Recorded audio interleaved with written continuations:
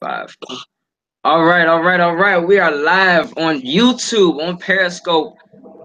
Very special, special guest. She is a phenomenal woman when it comes to a phenom in the business, when it comes to real estate. She does absolutely terrific, has done numerous amount of deals when it comes to real estate. None other than a partner of mine straight out of North Carolina, Miss Brandy Johnson. Thank you. How you doing this afternoon? I'm doing good, Malachi. That's good. That's good. Well, we're just gonna and kick off this interview. I just want to real estate. Tell what started you inside of real estate? What got you started in real estate? I went to a workshop, Candace and Andy, the HGTV. It was a free Hmm. workshop. I think I seen it on Instagram. They were having it in High Point, which wasn't too far from me. So I went to the workshop, and of course, they give you all the information, and then they pitch you on their programs. Um, So I left the meeting with all the information, but of course I didn't have that money right then to put up for that program. So I said I was gonna, do some researching and see what I could find out about it. So, because I was like most people, I thought that you needed a lot of money to start real estate. I thought you needed a license and things like that. So the things that they were saying really opened up my eyes to avenues that I didn't even know was there. So I did some researching, and basically they gave you all the information except for the key thing, which was finding buyers. So I actually found a group that like step by step gave you tools that you could use and things that you could do to find buyers. So I was like, that's it. I'm doing this, and the rest is history. Right now, you're out of North Carolina. How's the market out there? Is it you said that you went to it was a REIA meeting. Now, when you went to the REIA meeting, who was if you don't mind me asking, who was the charge of that? No, it wasn't a REIA meeting. It was a workshop. It Oh, was it wasn't. Candace and Andy from HGTV. They had a Oh, show on HGTV called Old Home Love, where they took older homes and fixed them up.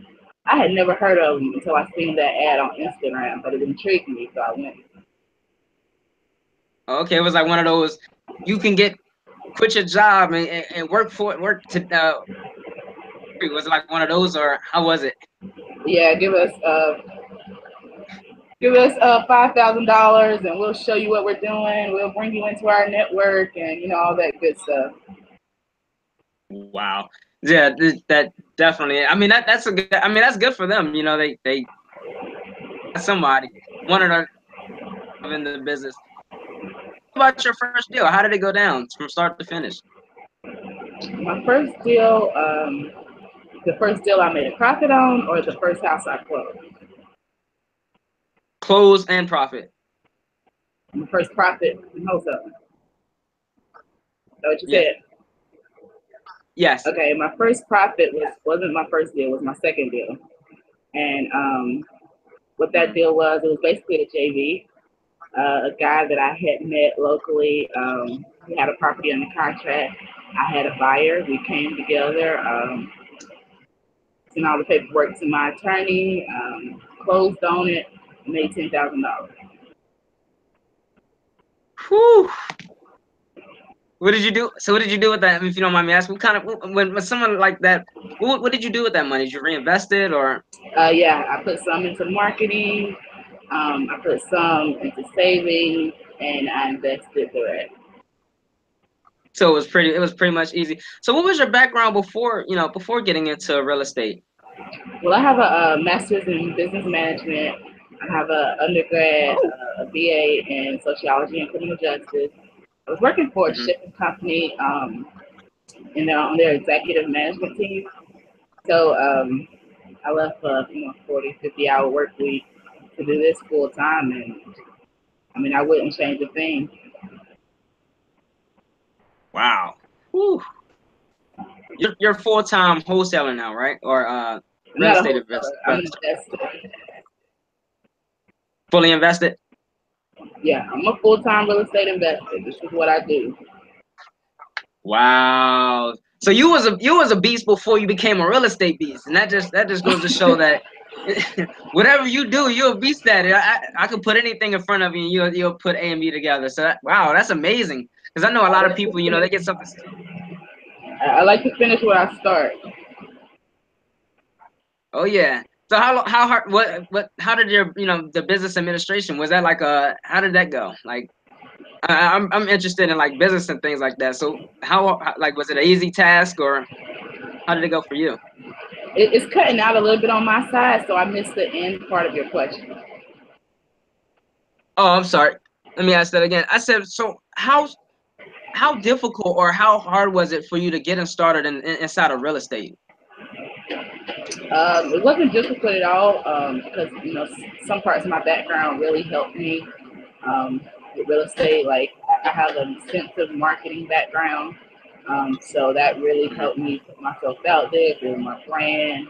Um, helped me to network with a lot of people Right. before I even knew it. People in my market knew my name, they knew what I did, and I mean, just it came easier for me, I guess, because of the background that I have. Right. Hey, you want some business done? Go to Brandy. Brandy knows how to do it. Business, and I guess it gives you that. It gives you more of that leverage in a way. Would you say it gave you more leverage, being though you had that background in business?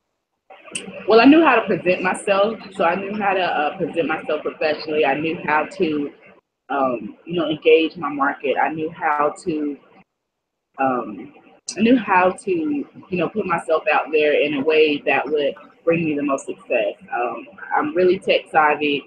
I can build a website, I do graphic work and all of that good stuff. So a lot of things that, other investors may have had to, scramble and find to get, was easier for me to work out because I already knew how to, do those things. Oof. You can't mess with women. Women know their stuff.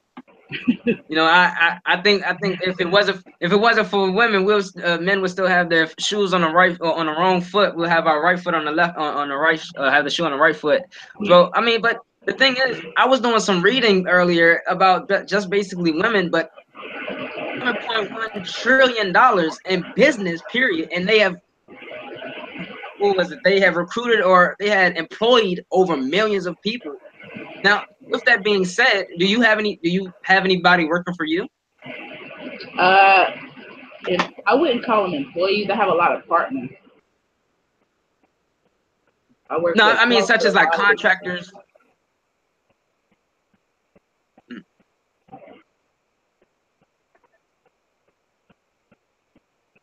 It's really your connection on this side is like really bad. I see your lips moving, but I don't hear anything. Was it that? Wow. I have full bars on my. Maybe it is my side. Is it any better? Let me see if I close some stuff out. Maybe it'll get a little bit stronger. It was just cutting out. Whatever you said, it was cutting out. I didn't hear it.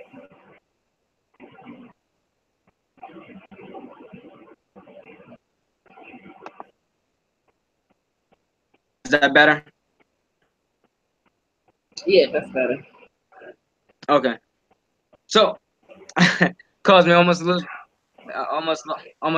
So now so do you have consultants working for you, or people to take pictures for you?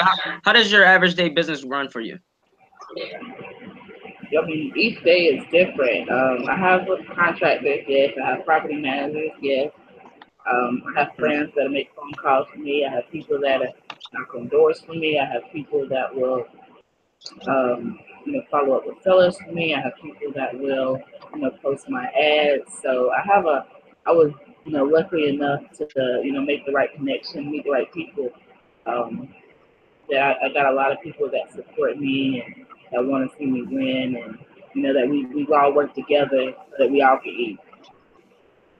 I like that. Like that, aggressive. We all can eat. Of course, you always want to leave an extra plate. Now, you've done several deals. Now, do you only particularly work in North Carolina? What other or do you work in other markets as well? Well, I'll wholesale anywhere. I'll sign a contract in any 50 states, and I have buyers in a lot of them. I have Wow. partners in a lot of them that will go out and look at houses, put lock boxes and things like that. But as for holding on to rental properties, I just do that in North Carolina. Just do that in North Carolina. Okay. Okay, so you have a pretty decent sized portfolio when it comes to buying and holding? I have 3 rentals right now. Wow. Wow, nice, nice. What's the furthest out you have wholesale? Um, Florida, probably. Florida. Wow. Ooh, what part? What part of Florida? Deals in Uh-huh. Miami. Miami. Whoa, wow. Was it one of those what was it, that's like southern Miami or eastern? How there's I'm not getting your question. now because Miami's like it's at the bottom, but I'm saying like what part of Miami? Do you remember? I have no idea. I've never been to Miami. Hey, it doesn't matter as long as you pass the check out of the state, right? I've never physically met the buyer or the seller. Wow. Well, the reason why I put it like that is because I wanted other people that are seeing this to understand that you don't have to physically be in that state to actually get that property. You know what I'm saying? You've never stepped foot. You said you've never been to Florida, No. and the fact that you've actually closed in Florida, which is actually like extremely tremendous. Now, what can you tell? What kind of things? What kind of advice would you give to somebody who would be a college student or maybe a government worker, that's working 50, 60 hours, that's looking for a financial free or exit strategy from their job? What would your advice be to them? First, I want to go back to virtual wholesaling. It's absolutely possible to wholesale and sign contracts anywhere. You do not physically need to be in that state. But the one thing that I will say is that if you have not mastered your local market, if everyone in your local market does not know your name, then you should not be virtually wholesaling. You Right. need to learn your market first. That way, when you go into other markets, you will know what to do. Mm. Advice that I would give somebody working a job or a college student is if you want to make real estate the avenue that will get you to financial freedom, first thing you need to do is be committed. Second thing is that you need to be focused. This business is all about mindset. And if you go into it assuming and what if, then you're never going to get a deal. You just have to do it. Wow. Wow. So now, did you immediately just jump into real estate, or did you do it gradually as your job came to par, or how did you ease it into your daily life? Like, did you just straight up go into? When I was working full time and doing real estate, I would get up early in the morning. I would take a different route to work every day. I would put up bandit signs in the morning. Um, on my lunch breaks and my breaks at work, I would call back sellers, call back buyers. I would post my Craigslist ads on my lunches. And when I got home, I would, do cold calling. I would, put up some more bandit signs. I mean, I would do all of that in between, working my job. And I was driving myself nuts. I was, staying up maybe 24, 48 hours at a time just to try to get everything done. And I committed myself to real estate on August 19th. It was December 23rd that I left my job. Wow. I know And that had to have been amazing for you. I've been able to sustain myself. I mean, my bills are paid. I had just got a new car last year, so I mean, I don't worry about money. Money isn't a thing that I worry about. Hmm. What was really this? I understand, other than trying to get away from your job and whatnot. What really made you get out of that? What pushed you even harder? What was your why for even getting started into real estate? What was your extreme why? My why was that I wanted to be financially free. I wanted to be able to do the things that I want to do, the programs that I want to implement in the community, the things that I want to do with my life. I need wealth to do that. I need the freedom to be able to go and do these things when I need to get them done. And when I was working a job, trading my time for money, I was never going to get there. Right. Wow. Wow. Okay. Sorry about that. I'm just trying to make sure that I'm able to hear me and you as well. So I have like my phone over here set up to the side so that I can make sure that I'm able to be heard and you're able to be heard as well. Wow, that's amazing. Wow. Wow. So now leaving your job and now that you're a full-time real estate investor, going out here and hitting the nail on the hammer with closing deals and whatnot. Now, what would you say?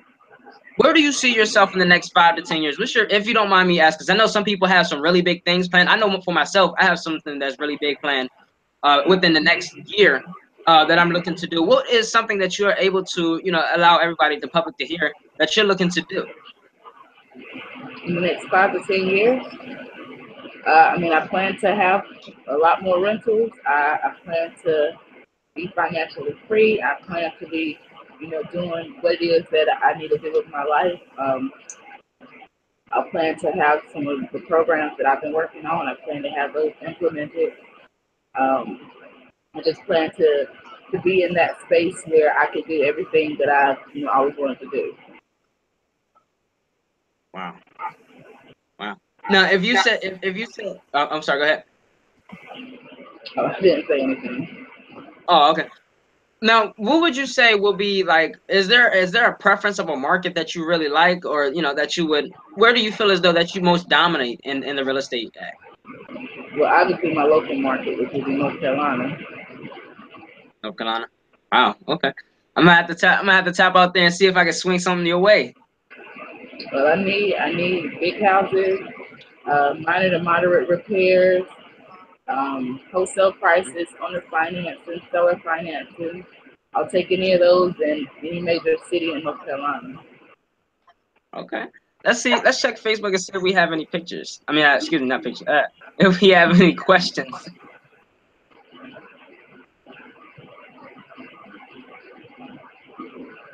Okay.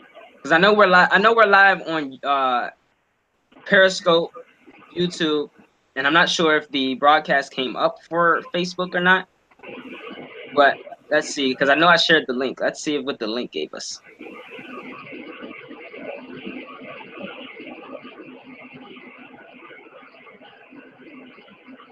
Okay, it wasn't. It wasn't a. It just gave a standard picture. That's fine. Well, let me see.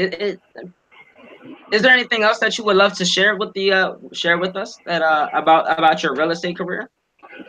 I just say, don't stop, don't give up. There's everyone's gonna have those days where real estate is the absolute last thing you want to do, where you feel like just everything you do is failing, or nothing that you do is getting you where you need to be. Don't give up because your time is right around the corner. And if you give up now, then you'll never get to that day. We all have it. We all go through that feeling, but it's how you rise above it and how you get back up and keep on pushing forward. Mm. What was something that what kept you from? I know because everybody goes through that breaking point. What prevented you from from breaking. What made you break through? Excuse me. What gave you that extra push to break through? My goals, my goals won't allow me to quit. Goal oriented. Okay. Now, how would you say your week would go? How you said that you would wake up you said you wake up early in the mornings and get started. How else would that go? Market. I market all day long. Going out and see the properties and everything, right? Everything, do everything, do it all. Don't stop doing not one piece of it. If you mailing letters, don't just mail letters. Go knock on their door. Go call them. If you're already knocking on their doors, mail them a letter. Like do everything. Hmm. Don't just do one thing and then wait for that to pan out. Don't just work one deal and wait for that one to close. Do it all every single day. The one thing I said was that if I got 10 leads yesterday, tomorrow I need 20. If I got 20 Mm. today, tomorrow I need 30. So never stop. Keep going.